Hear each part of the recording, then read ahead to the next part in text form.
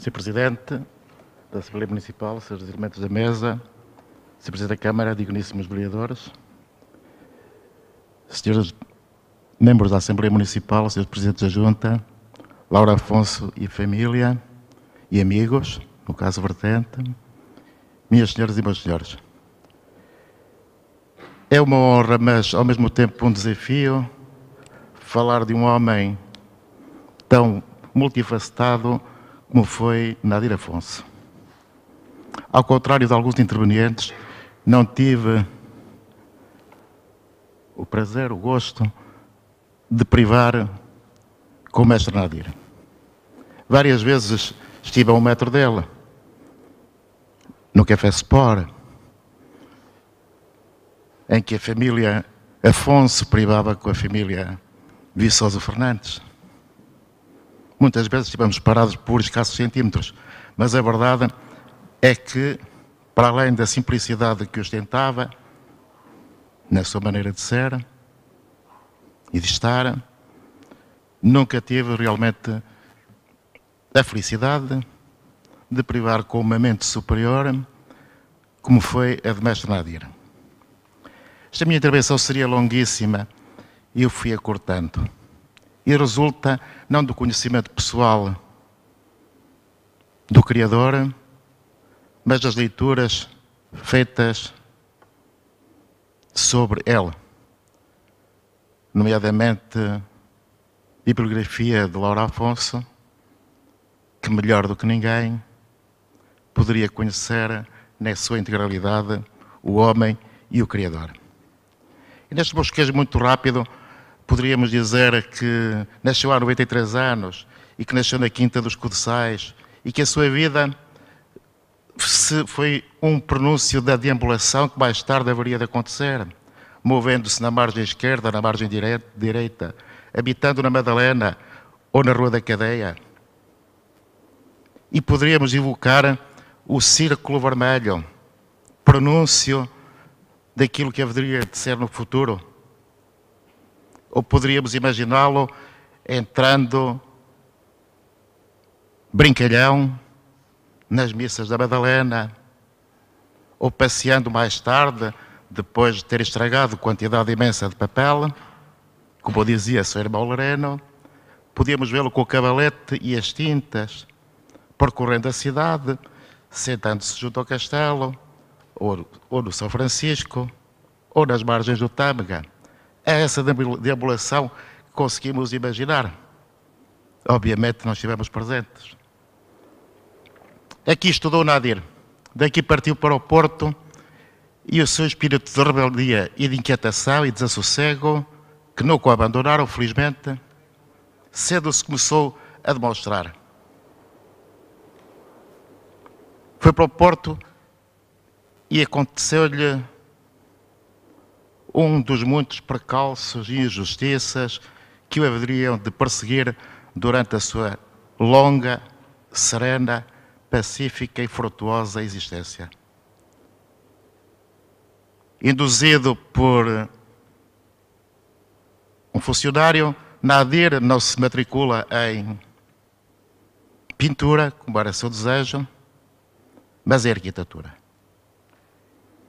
E cite-se aqui, como curiosidade, e como se pode ler em alguma bibliografia, que Nadir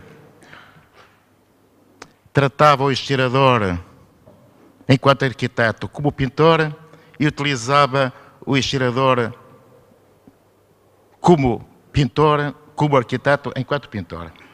Isto é, na vertical enquanto arquiteto, na horizontal enquanto pintor. São estes aspectos mais comezinhos que eu tento transmitir aqui para que eu, que fiquei a conhecer melhor mestre Nadir e muitos dos que estão aqui presentes que não leram e muitos nunca lerão, por motivos diversos, até pela falta de gosto pela leitura. Qualquer obra, é esse intuito que me traz aqui de transmitir uma imagem, certamente um esboço da grandeza que foi este homem. Do Porto, Nadir é um homem interventivo, ele e outros colegas criam exposições que denominam de exposições independentes, e aí vai começar aquilo que poderíamos chamar de um longo fadário para o artista. Um longo fadário porque outros se apropriam da ideia desse evento,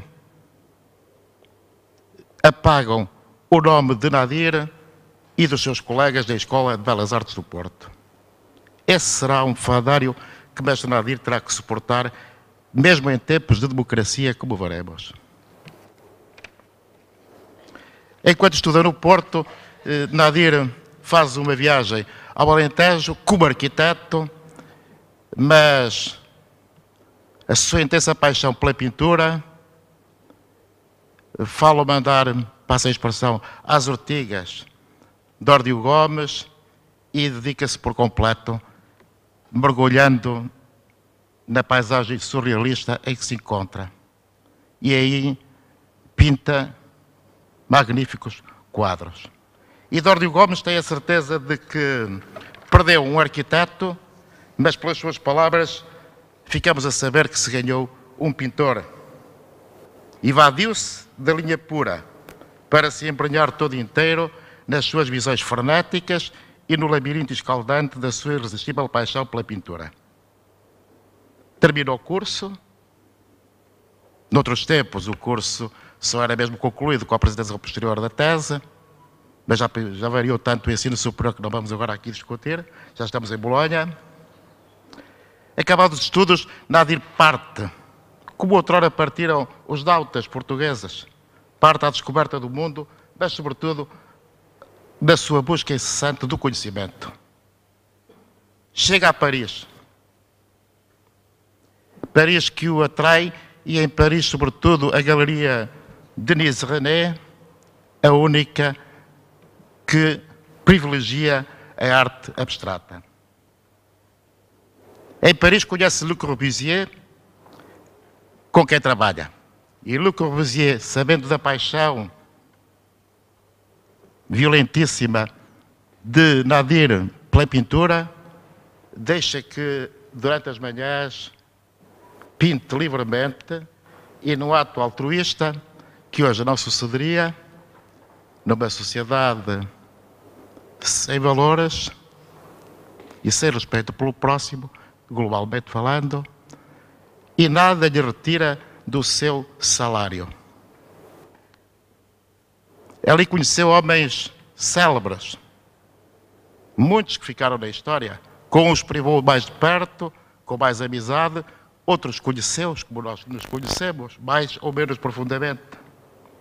Vasarely, Portinari, Candilis, Xenakis, Pablo Picasso, Max Ernst, e mesmo Dewesne, e mesmo um mímico francês que todos tivemos ainda o prazer imenso de o ver atuar, Marcel Marceau.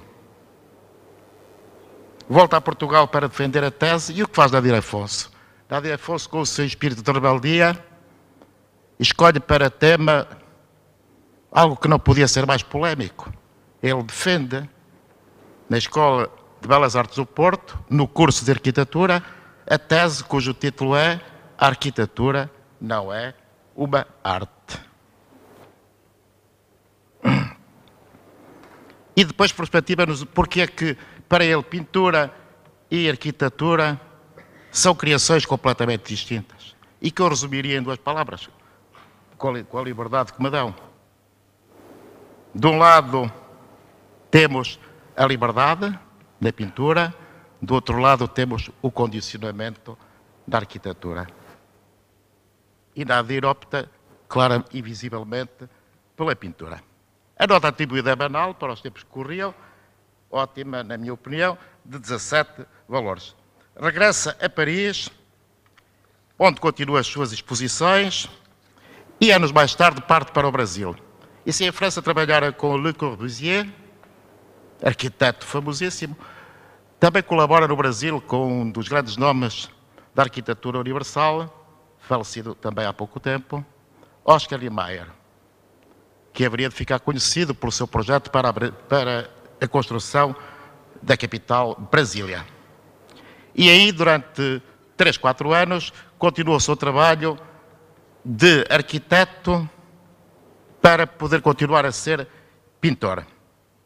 E pela segunda vez lhe sucede aquilo que há bocado designei por fadário. Em São Paulo, comemorando-se o centenário da cidade, há um concurso. E Nadir Afonso concorre e respeita escrupulosamente o regulamento. Um obelisco em forma espiral, estou a citar de cor. E feito o concurso, ficam selecionados 3 artistas, entre eles Nadir. E são aconselhados a apresentar uma outra proposta. E o facto é que Nadir não ganha. Não ganha, mas o trabalho premiado é um plágio, para não dizer cópia, ou até o original, desenhado, concebido por Nadir Afonso. Mais uma vez, e longe de ser a última, Nadir Afonso era postergado. Em 54, inova mais uma vez no campo da arte. Pedi a imensa desculpa, mas de acordo com o combinado já ultrapassou então, largamente. Serei mais rápido. O tempo. Farei só alusão às partes mais definitivas. Em 1954, colabora com o movimento Arte Cinética, Arte e Movimento. Em 55, mais uma vez concorre a um projeto de monumento ao Infante Henrique e é aconselhado pelos amigos a desistir porque o concurso estava antecipadamente ganho. Mais uma vez, o destino e os homens a maltratarem o gênio de Nadir. Em Nadir continuamos, eu depois entreguei ao Sr. Presidente a intervenção para ser publicada. Em Portugal, a indiferença às exposições de Nadir continua. Os críticos não lhe fazem, muitas vezes, a mínima alusão, mas cumpre, pelo menos hoje aqui, referir o pouco tempo que me resta, que em Chaves, no início da década de 60, projeta a Panificadora, que ficará como uma das 100 obras do século, de referência da arquitetura do século XX. Mais tarde, nas palavras de Loura Afonso, em 1965, Nadir abandonará para sempre a pintura. As exposições em Portugal continuam um fracasso, mas escreve Fernando Guedes, suponho eu. As telas existem e a tela pintada dura muito tempo, o suficiente quase sempre para que um dia, no nubloso futuro, alguém faça a descoberta. Claro que isso pode acontecer quando o pintor já tiver morrido. Ou não podemos dispensar despreocupadamente, nem sem sequer o discutirmos, um pintor como Nadir Afonso. Muito brevemente, Nadir revela uma outra faceta espantosa, para mim espantosa, que obviamente seria incapaz de perceber o raciocínio matemático e geométrico que ele publica nas suas obras de teorização da criação artística. Esta referência que já foi feita aqui por oradores anteriores à matemática e à geometria, infelizmente impedir-me eu de perceber mais esta inovação, esta revelação de Nadir, com a publicação de Les Mécanismes de la Création Artistique. A arte, escreveu Michel Gauze, suponho eu, que tem um tema, é um espetáculo de exatidão, um retorno à visão geométrica dos gregos. Alguns elogios pelo meio e, mesmo, já estamos aproximados do ano 2013, mesmo na década de 80, Nadir era vítima de censura em Portugal. Não vou, por questão de pudor, dizer o nome dos jornais. São 2 jornais de referência da democracia portuguesa. Um até preexistiu ao 25 de Abril, já como referência pré-democrática, proto-democrática. Mas a verdade é que nas secções de arte de 2 desses jornais, um mais conotado a Lisboa, outro mais ao Porto, A secção de arte e os críticos ignoravam por completo a produção artística de Nadir. Em 90, Laura Afonso lança um livro elogiado no Correio da Manhã devido à obra de Nadir Afonso. Deputado. Triplicou o... E finalmente temos o Nadir Afonso desafiante. Sim, mas eu sei que a situação é excepcional e irrepetível. Queria falar de um último aspecto. Havia muito que falar. A maioria dos teóricos pensam que, e defendem, e sabemos lá o que defendemos cada um de nós, que na arte há como uma espécie de uma epifania, de uma revelação. Não. Para Nadir nada disso existe. A arte decorre de leis imanentes, de leis anteriores, de leis da natureza. Não há qualquer mística, nem qualquer metafísica na criação da arte. Não há iluminação demiúrgica. É outro Nadir que se nos apresenta. Um Nadir que desafia Einstein em universo e pensamento, Copérnico, Hubble, Max Planck, com o livro que acabo de citar. Um livro espantoso e, obviamente, aproveitado por um jovem português para daí tirar uma frase publicada com todo, enfim, com muita... ao contrário de Nadir, a quem a publicação não suscitou interesse da comunicação social, um jovem em Londres que contrariou a teoria da relatividade de Einstein, imediatamente viu as televisões e os focos das câmaras lançados sobre eles. Outro aspecto interessante é Nadir Afonso, é a teoria da incompletude da obra, do retoque, como se isso nunca tivesse acontecido, o que lhe vale, mais uma vez, as críticas aceradas de alguns portugueses. E diz Nadir, um quadro só está completo quando deixa de me oprimir, quando não há mais nada a acrescentar, nem a retirar. Mesmo em 2003, estou quase em 2011, Sr. Presidente, o êxito da Bienal de Vila Nova de Cerveira não é referido pelos dois jornais em apreço que eu já citei. Inovação estética e inovadora. A lei geométrica que chamamos morfometria confere especificidade à obra de arte, que é temporal. Assim como os pitagóricos acreditavam que o mundo é regido pela matemática, também Nadir defende que a arte é regida por leis matemáticas. Não posso citar aqui Fernando Guedes nem Laura Afonso, por escassez de tempo. Em Portugal, mais uma vez, Nadir é preterido e passa de precursor a seguidor em confronto com Almada Negreiros, na arte abstracionista, mas isso não era nada que Nadir não esperasse, e como escreve Laura Afonso, de vez em quando os olhos ficavam-lhe umedecidos, por se lembrar ou como escreve o Homo lupus homini, mas mesmo assim não podemos dizer que Nadir tenha sido completamente esquecido. As publicações em selos, várias galerias, azulejos, reproduções que são utilizadas.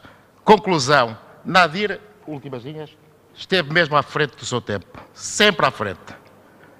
Ninguém fica indiferente à sua obra. No dia 21 de novembro de 2009, um episódio curioso, Bento XVI reuniu-se com artistas, fazendo desapelo no sentido de que a arte deve servir para humanizar. Em 2009, 51 anos antes, Nadir escrevera L'art clarifie les esprits e dignifie l'homme. L'art humanise. Eu traduzo. A arte clarifica os espíritos e dignifica o homem. A arte humaniza. Nadir Afonso foi e continua a ser incompreendido como pintor e como utilizador da criação artística. Hoje, aqui, nós lhe prestamos a merecida homenagem ao homem e ao artista. O tempo lhe dará razão. Estamos crentes. Nessa altura se desvelará aquilo que muitos já conhecem. Nadir alia à sua notável criação artística uma não menos notável e singular teorética, no sentido de pesquisa filosófica, cujo significado próximo seria a teoria do conhecimento da arte. Só nessa altura será feita justiça à honradez, à lhaneza e à genialidade do mestre Nadir Afonso. Que assim seja.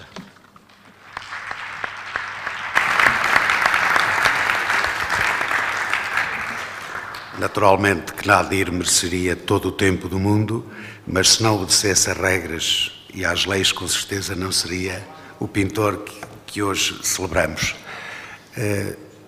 Como é um momento excepcional e uma vez que ainda não demos, ou melhor, na altura própria não estava o representante da CDU, tem agora a palavra.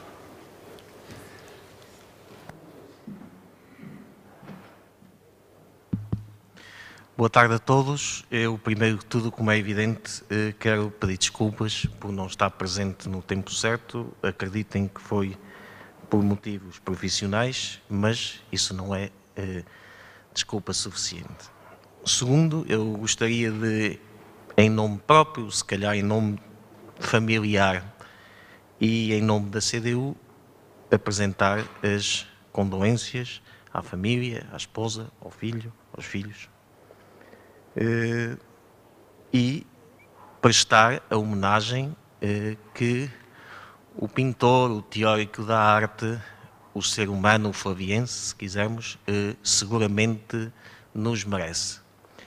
Eu julgo que não fica espaço para eu vir aqui repetir ou aprofundar uma série de dados que com certeza já foram bem apresentados pelos meus antecessores. Gostaria de deixar 2 ou 3 notas, se quiserem, mais pessoais e uma nota sobre o futuro. As notas mais pessoais, vale o que vale, eu tinha muito gosto, muito encanto pela pintura do Nadir Afonso e em especial por uma parte da pintura que ele próprio depois evoluiu e foi abandonando, porque para mim os primeiros quadros das paisagens do Porto são qualquer coisa, para quem também viveu no Porto, que seguramente impressiona muito, muito, e que são mais esquecidos, até tendo em conta depois o seu trajeto futuro. Em segundo, uma parte da minha aproximação ao Nadir Afonso veio através da minha filha, que nos seus estudos de História da Arte fez vários trabalhos sobre o Nadir Afonso, o que possibilitou de alguma forma também uma aproximação ao mestre Nadir Afonso. Ela, aliás, depois chegou a ter um contacto pessoal e familiar com o mestre Nadir Afonso. Finalmente, e eu sei que o tempo é curto, eu gostava que isto também servisse para olhar para o futuro, que seguramente os artistas gostam de olhar para o futuro. Eu acho que sem ter nenhum conhecimento específico sobre a forma como o Nadir Afonso viu a evolução do mundo nos últimos anos, julgo que ele, como a generalidade dos artistas, deve ter visto alguma evolução recente do mundo com algum desencanto. Mas penso que sempre com a esperança típica dos artistas, com o entusiasmo típico dos artistas, com a criatividade típica dos artistas, de pensar que é sempre possível transformar o mundo para melhor e que nessa transformação do mundo os artistas e o mestre Nadir seguramente têm e terão um papel importantíssimo e insubstituível. Em relação ao futuro, eu penso que, para além de agradecer a iniciativa que a autarquia teve, penso que o Presidente da Câmara, a mesa da Assembleia Municipal, nesta homenagem mais que justa, indispensável e imprescindível, penso que a melhor homenagem que se pode fazer ao mestre Nadir Afonso é que toda a obra, toda a fundação Nadir Afonso avance, se dinamize, esteja ao dispor da região, promova o ensino artístico na região, promova a produção artística na região e sirva para, tal como seguramente seria um prazer para o mestre Nadir, dar continuidade à sua imagem e à sua obra. Continuo a entender, e seguramente que os artistas em geral e o mestre Nadir Afonso em particular, que um contributo importante que nós, a autarquia, o Alto Tâmega, como quiserem ter a visão, poderia dar, era uma forte dinamização do ensino artístico no ensino básico. Eu penso que no futuro pode também ser um objetivo, um interesse, um gosto da Fundação Nádia Afonso, em cooperação com a autarquia, com os autarcas, com os professores, com a comunidade em geral, participar nesse movimento. Seguramente que podem contar comigo individualmente e seguramente com o apoio da CDU enquanto força partidária. Boa tarde.